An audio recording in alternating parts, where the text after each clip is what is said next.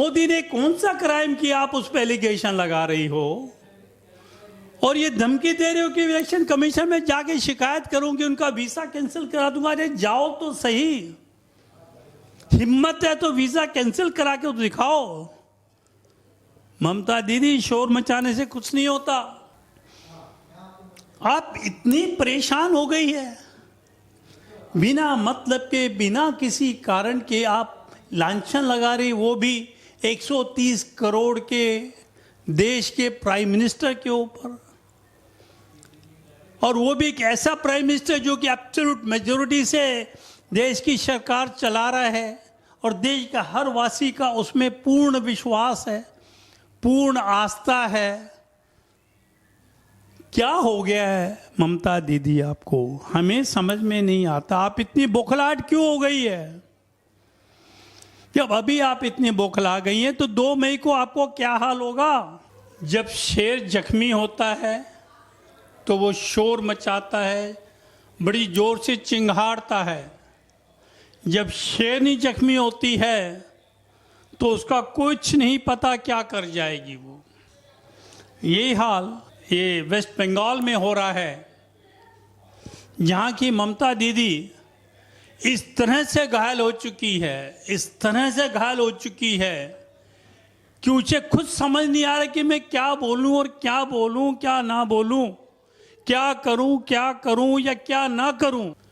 वो ऐसी स्थिति में आ गई है कि मैं तो उसको ये कहता हूं बड़े भाई के नाते कि सरेंडर कर दो, छोड़ दो राजनीति। पुजारन की बिटिया हो, जाके पुजारन बन जाओ, बहुत कर ली पॉलिटिक्स। आप पॉलिटिक्स के लायक नहीं हो। आपको तो अपना धर्म परिवर्तन करके किसी मस्जिद में जाकर के अपनी प्रार्थना करनी चाहिए। जो आपने अभी तक वेस्ट बंगाल की सरकार के अंदर 10 सालों में किया है, आपने कभी हिंदुओं की परवाह नहीं करी, कभी हिंदुओं का हित नहीं सोचा, कभी उनके रिलीजियस प्लेस की परवाह नहीं करी, कभी उनके धर्म, उनके त्योहारों की इज्जत नहीं करी। और तो और आपको राम नाम से भी इतनी नफरत थी, खुदा ना खास्ता किसी ने राम का नाम ले भी दिया, ये जय श्री राम का नारा लगा भी दिया, तो उसको उठा करके आप जेल भिजवा देती थी। हमारे आदरणीय प्राइम मिनिस्टर किसी दोस्त या मित्र देश में जाते हैं, वो भी उनकी आज़ादी की 50वीं वर्षगांठ पर गोल्डन जुबिली सेलिब्रेट करने के लिए। और वो golden jubilee by the way accidentally उस दिन पड़ती है जिस दिन आपके स्टेट के अंदर फर्स्ट फेज ऑफ इलेक्शन हो रही हैं। इसमें मोदी की क्या गलती? काश आप 1971 में होती, इस देश की प्राइम मिनिस्टर होती इंदिरा गांधी की जगह, तो आप बांग्लादेश को स्वतंत्रता आज के दिन ना करा करके 1 हफ्ता पहले या बाद में करा लेती, 2 मई के बाद में करवा देती, तो शायद मोदी बांग्लादेश के अंदर गोल्डन जुबिली उनकी रिपब्लिक डे पर ना जाते और वो 2 मई के बाद जाते हैं। तो ममता दीदी, मेरी प्यारी प्यारी दीदी, गलती आपकी है, मोदी की कोई गलती नहीं है इसके अंदर। ये उसकी ड्यूटी थी, part of his official function, to attend the golden jubilee of the republic Bangladesh, which is having a friendly relationship with our country. He did no mistake, no blunder, no crime, अगर मैं आपकी जगह होता तो मैं appreciate करता और उन्हें गुड विशेस भेजता। आपका फर्ज था आप बांग्लादेश के प्राइम मिनिस्टर को और हमारे मोदी जी को, दोनों को अपना संदेश भेजती और उनके लिए शुभकामनाएं भेजती, परंतु आपने ऐसा नहीं किया क्योंकि आप जख्मी हो चुकी हो। आपको पता है आपका अंत सिर्फ 1 महीना बाकी है।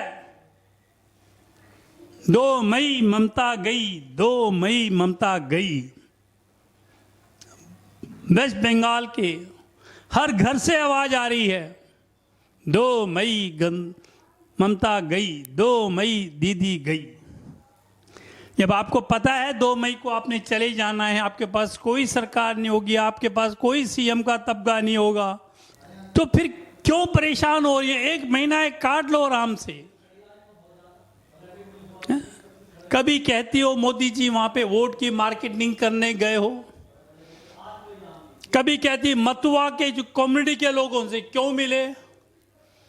अरे अगर मैं किसी देश में जा रहा हूं, उस देश में अगर कुछ वहां के देशवासी मुझसे मिलने आए तो मैं कैसे मना करूं उनको? मैंने उनको ये तो नहीं कहा, यानी कि मोदी ने उनको ये तो नहीं कहा जो मतुआ कम्युनिटी के लोग हैं, भाई अपने भाइयों से कह दो वो बीजेपी को वोट देंगे वेस्ट बंगाल में। अगर वो ये कहते, उनको मोटिवेट करते कि भाई आपके जितने भी साथी हैं, रिलेटिव्स हैं या आपके रिश्तेदार हैं, सगे संबंधी हैं जो वेस्ट बंगाल में रह रहे हैं, उन्हें कृपा करके ये मैसेज दे दें कि वो सब हमें बीजेपी को वोट दे, तब तो आप कह सकती थी कि उन्होंने इलेक्शन कमीशन ऑफ इंडिया की गाइडलाइंस को वायलेट किया है और उनका वीजा कैंसिल हो जाना चाहिए। आप इतनी परेशान हो गई है, बिना मतलब के, बिना किसी कारण के आप लांछन लगा रही, वो भी 130 करोड़ के देश के प्राइम मिनिस्टर के ऊपर, और वो भी एक ऐसा प्राइम मिनिस्टर जो कि एब्सोल्यूट मेजोरिटी से देश की सरकार चला रहा है और देश का हर वासी का उसमें पूर्ण विश्वास है, पूर्ण आस्था है। क्या हो गया है ममता दीदी आपको? हमें समझ में नहीं आता, आप इतनी बौखलाहट क्यों हो गई है? जब अभी आप इतनी बौखला गई हैं तो 2 मई को आपको क्या हाल होगा? कभी आप कहती मोदी जी हमारे देश में तो सिर्फ आपकी दाढ़ी बढ़ती नजर आ रही है, जबकि हमारी जो इकोनॉमिक कंडीशन है वो बड़ी डेटोरेट हो रही है, कोई इंडस्ट्रियल डेवलपमेंट नहीं है, everything has come to the freeze except your beard. कभी कहती है जी आप रविंद्रनाथ टैगोर का रूप धारण करके आ जाते हैं बंगाल में लोगों को खुश करने के लिए, कभी कहती है कि आप महात्मा गांधी का रूप धारण कर लेते हैं। क्या हो गया आपको? आप भी तो वो जो क्या कहते हैं उसको डॉक्टर इस्तेमाल करते हैं पेशेंटों के लिए, व्हील चेयर। अरे लोगों की तो पूरी फ्रैक्चर हो जाती है उसके बाद भी चल लेते। हमारे फौजियों को देखो, 20-20 गोलियां लगी होती फिर भी चढ़ते और जो अपने दुश्मन है उनको ऊपर वार करते हैं, उन पे विजय प्राप्त करते हैं। और आपको तो थोड़ा सा हल्का सा फ्रैक्चर आया तो और आप व्हील चेयर लेकर के पब्लिक की सिंपैथी वेव को गेन करने के लिए व्हील चेयर के ऊपर आप अपना इलेक्शन कैंपेन कर रही है। ठीक उसी तरह से आप चाहती पब्लिक सिंपैथी आपको मिल जाए जैसे राजीव गांधी को मिली थी, इंदिरा गांधी को मिली थी, और वो मद्रास के एक चीफ मिनिस्टर थे, मुझे नाम याद नहीं आ रहा, उनको मिली थी, और जैसे बेनजीर भुट्टो को मिली थी। क्या ये क्राइम नहीं है जो आप कर रही हैं? खुद करे तो चमत्कार, दूसरा करे तो तिरस्कार। मोदी ने कौन सा क्राइम किया आप उस पर एलिगेशन लगा रही हो और ये धमकी दे रहे हो कि इलेक्शन कमीशन में जाके शिकायत करूंगी, उनका वीसा कैंसिल करा दूंगा। अरे जाओ तो सही, हिम्मत है तो वीजा कैंसिल करा के तो दिखाओ। ममता दीदी, शोर मचाने से कुछ नहीं होता। सच्चाई छुप नहीं सकती। सच्चाई हमेशा सच्चाई ही रहती है। आप जितने चाहे ढकोसले कर ले, जितने चाहे पब्लिक को बेवकूफ बना लें, 10 साल में बहुत पब्लिक को बेवकूफ बनाया है। आप ही थी ना जो 2010 में कहती थी कि साहब लेफ्ट ने सबको बुरा हाल कर रखा है बंगाल का, हम बंगाल को सोनार बंगला बनाएंगे। बता दो आपने कौन सा बंगाल के अंदर ऐसा काम किया है? हाँ, एक काम जरूर किया आपने, कट मनी। दूसरा काम किया है अपीजमेंट। तीसरा काम किया है वेव ऑफ टेरर। क्या बताऊं ममता जी, लोगों ने बड़ी उम्मीदें रखी थी कि ममता दीदी आएंगी, कुछ पब्लिक का भला करेंगी, पर 3 महीने से आपको मैं सुन रहा हूं, आपने एक अपने कार्य जो आपने किए हैं पब्लिक के लिए, उसकी एक का भी आपने विवरण नहीं दिया अपने इलेक्शन कैंपेन के अंदर। राहुल में और मोदी और दीदी और मोदी में मुझे कोई फर्क नहीं आ रहा है। राहुल गांधी जहां भी खड़े होते हैं, वो मोदी को जब तक भला बुरा ना गेले 4 गाली ना दे दें, और ममता दीदी जब इलेक्शन कैंपेन के अंदर मोदी के खिलाफ 4 बातें ना बोलने, ना रोटी राहुल को नसीब होती है, ना वो आपका हाजमा ठीक रहता है। तो लगता है कि मोदी आप दोनों के लिए हाजमे की दवाई बन गया है। ठीक है, बाजार में पैसे खर्च करने पड़ते हैं या फ्री में आपको दवाई मिल रही है। तभी तो कहते हैं कि our prime minister mister Narendra Modi the most abused prime minister. जितनी गालियां आपने या आपके साथी जो हैं राहुल गांधी जी या विपक्ष वालों ने मोदी को दी, शायद ही किसी देश के अंदर इतनी गाली विपक्ष वालों ने उस देश के प्राइम मिनिस्टर को दी होगी। पर सी द डिफरेंस, मोदी ने कभी पलट के आपको गाली नहीं दी है, कभी पलट के आपके ऊपर झूठे इल्जाम नहीं लगाए हैं। इसे कहते हैं संस्कृति। हर इंसान की अपनी संस्कृति होती है, वो किस फैमिली को बिलोंग करता है, उसका पास्ट क्या है, पास्ट से प्रेजेंट बनता है, प्रेजेंट से फ्यूचर बनता है। तो ममता जी सुधर जाओ, सुधर जाओ। बिल्कुल किनारे पे बैठी हो, पता नहीं कब डूब जाओ। अब तो होश में आ जाओ। अरे मोदी जी अगर बांग्लादेश गए हैं तो उनका जो एक कॉमन जो उन्होंने दिया है उसमें क्या कहा उन्होंने कहा कि हम दोनों देश अपनी प्रगति से, अपने विकास से पूरे विश्व की प्रगति और विकास चाहते हैं। इसमें उन्होंने क्या गलत कहा ये बता दीजिएगा। और दोनों देश अस्थिरता, अशांति, आतंक से मुक्ति चाहते हैं और प्रेम, शांति चाहते हैं। इतना बढ़िया संदेश शेख हसीना ने और मोदी ने दिया है वर्ल्ड को। आपको शर्म आनी चाहिए, चुल्लू भर पानी में डूब जाना चाहिए कि दुनिया तारीफ कर रही है और आप मोदी पर इल्जाम लगा रहे हैं कि मोदी जो है वोट की मार्केटिंग करने गए थे। अरे मोदी को मार्केटिंग की कोई आवश्यकता नहीं है। घर घर से आवाज निकल रही है, 2 मई ममता गई, 2 मई दीदी गई। 200 सीटें तो आनी आनी हैं।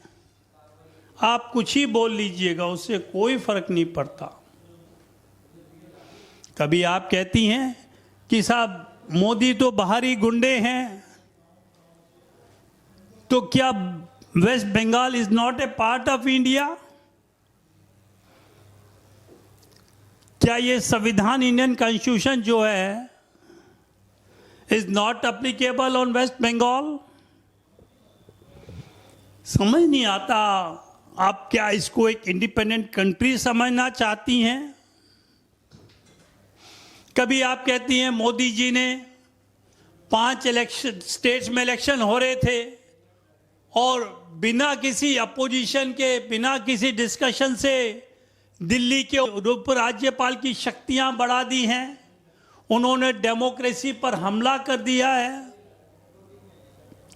अगर कहीं कंफ्यूजन है और बाई लेजिस्लेशन उस कंफ्यूजन को दूर कर दिया जाता है, how you call it A attack on the democracy? मैं जब भी कहता हूं मैं करूं चमत्कार, तुम करो तिरस्कार। तुम्हारे अपने राज्य में किसी को बोलने की हिम्मत नहीं है, किसी को आवाज उठाने की हिम्मत नहीं है। लगभग 150 पॉलिटिकल डेथ हो जाती हैं आपके रहते हुए। लोग घर से बाहर निकलना नहीं चाहते। ये तो you must be grateful to Amit Shah कि he has conducted such a peaceful election for the first time in the last 30 years कि एक भी डेथ नहीं हुई, एक भी मर्डर उसमें नहीं हुआ है। And you are calling them गुंडास? अरे असली गुंडे तो आप पे टीएमसी वाले हैं, जो ये कहते हैं अगर किसी ने टीएमसी को वोट नहीं दिया तो उसको ऊपर पहुंचा देंगे। ये गुंडागर्दी नहीं तो क्या, ये आपकी बड़ी ह्यूमन है, ये नजाकत है कि आप लोगों की टीएमसी की है? या वेस्ट बंगाल के हर नागरिक से वोट पाना आपका संवैधानिक अधिकार है क्या? Is it your birth right और is it their birth right to vote? अगर वो वोट किसी और पार्टी को देना चाहते हैं और आपके पार्टी के लोग ये धमकी दें कि अगर किसी ने हिम्मत करी टीएमसी के अलावा किसी और को वोट करने को तो उसको ऊपर पहुंचा दिया जाएगा। ठीक उसी तरह से जैसे कि इस्लाम में कहा जाता है अगर आप धर्म के लिए लड़ते मरोगे तो आपको 72 नूरें मिलेंगी, है? तो ये भी आपका टीएमसी रिलीजन हो गया है कि जो टीएमसी को वोट ना दे उसको मार दिया जाएगा और उसको वहां जाकर 72 नूरें आप दिलवा। ममता जी होश में आओ, आपके दिन लद गए, अब आपके गिनती के दिन रह गए 32 या 33। अलविदा कहिए, आराम से जाइए। मैं SD Bindlesh, advocate from Delhi, thank you very much. अगर आपको ये बाइट अच्छा लगे तो kindly subscribe and share it. धन्यवाद।